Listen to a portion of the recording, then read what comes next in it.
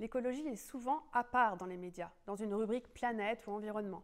Si cela est lié à la structuration historique de ce sujet dans les médias, c'est aussi aujourd'hui un premier écueil pour la compréhension de ces questions. Cantonner l'écologie à une rubrique spécifique a aussi quelques travers. Cela a eu tendance à reléguer l'écologie à un sujet secondaire, traité séparément du reste de l'actualité et donner l'impression que les questions environnementales ne sont pas aussi importantes que d'autres sujets, tels que l'économie ou la politique par exemple.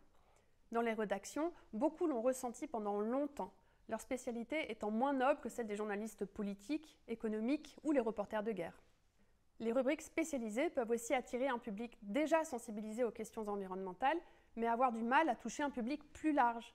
Enfin, en cantonnant l'écologie à une rubrique spécifique, on risque de ne pas voir les liens et les interactions entre ces différents domaines tels que l'économie, la santé, l'agriculture, l'énergie. In fine, tout se passe un peu comme dans cette fable de l'éléphant et des aveugles, où chaque personne touche une partie différente de l'éléphant et se fait une idée distincte de ce qu'est l'animal. Pour l'écologie, c'est un peu pareil. Nous avons une vision parcellaire et fragmentée des problématiques car le traitement que nous faisons de ces questions n'est pas assez transversal. Chaque interlocuteur, ainsi sollicité sur sa perception du problème, voit midi à sa porte et le relais médiatique morcelé de chacune de ces réalités ne peut fournir une vision globale du sujet. Autre écueil dans le traitement de l'écologie, le réductionnisme carbone, cette tendance qui consiste à ne parler que du CO2 et du climat alors que l'urgence écologique regroupe de nombreux sujets. Avez-vous, à ce sujet, déjà entendu parler de la Carbon Tunnel Vision? Cette expression désigne une vision étroite des enjeux climatiques, focalisée uniquement sur les émissions carbone, au détriment des autres aspects importants de la transition écologique. Il y a de nombreuses limites planétaires à considérer, dont celle du changement climatique. Les scientifiques d'ailleurs ont une belle image pour résumer le problème.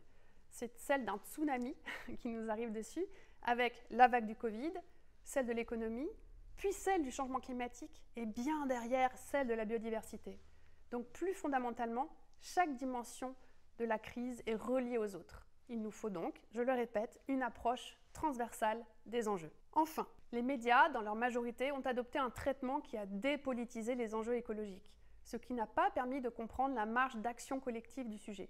Et attention, politiser ne veut pas dire prendre parti, mais situer avec rigueur ces enjeux dans les rapports de force politiques existants. Jean-Baptiste Comby s'est intéressé à la couverture médiatique de l'écologie et qui a montré à quel point les médias ont eu tendance à se concentrer sur les conséquences du changement climatique plus que sur ses causes ou ses solutions. Sans faire systématiquement les liens de cause à effet et sans mettre en avant les réponses possibles, le traitement médiatique de la question écologique est inadapté.